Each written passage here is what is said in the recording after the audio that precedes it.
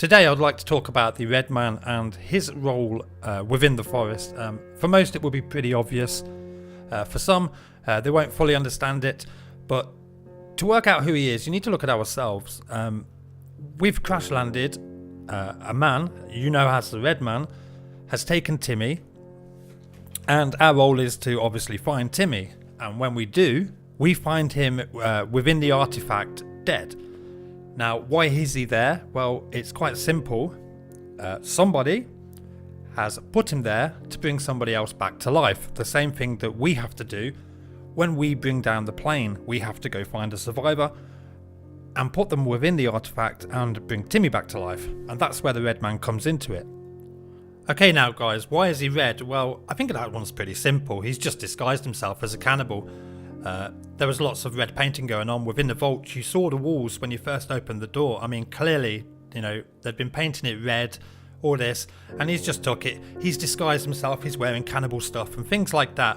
So, as to blend in, to keep them away from him, he's obviously discovered that's a good technique and that works for him. And yeah, that's why he's red. It's pretty simple, really.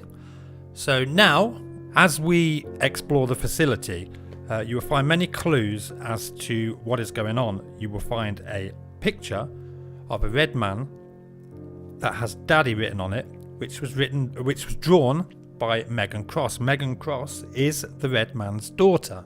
Now, what happens next is, once he does revive her by putting Timmy within the artifact, things don't turn out as he expected. You know, she comes back not quite right. Think Pet Cemetery, similar thing. They bring back the dead and they're not quite right. And this has happened with Megan. She's come back and she's killed the Red Man. You will see here that he has crayons stuck all in his face, and you can see her later on with a whole bunch of crayons drawing all these pictures. So she's clearly come back not right and killed him. So that's who he is. You know, he's somebody who's worked at the facility. His daughter's there, or maybe he was like you know, came on the yacht or whatever. But for whatever reason he came to the forest. His daughter's died. He's activated the EMP to bring down a plane, hoping to find a survivor, a live specimen, to put within the artifact to save his daughter. So that's who he is. He's a father trying to save his child, just like we are with Timmy. So yeah, that's pretty much it really. I mean, you know, it's just an everyday guy trying to save his daughter. And that's where it gets interesting, because now we're in the same situation. He used Timmy to save Megan, and now we've brought a plane down by activating this EMP, and we've got to do the same thing. We're going to find a survivor to save Timmy. And thus the cycle will continue on and on and on until somebody eventually accepts their loss. So that's pretty much it. That's my take on the Red Man. I would say that he was probably a worker at the facility, which is, yeah, it's pretty cool. But there you go, Red Man. Hopefully that explains a few things. So he's basically exactly the same. To sum it up, he's exactly the same as us. He's just a father trying to find to save his daughter, and that's it.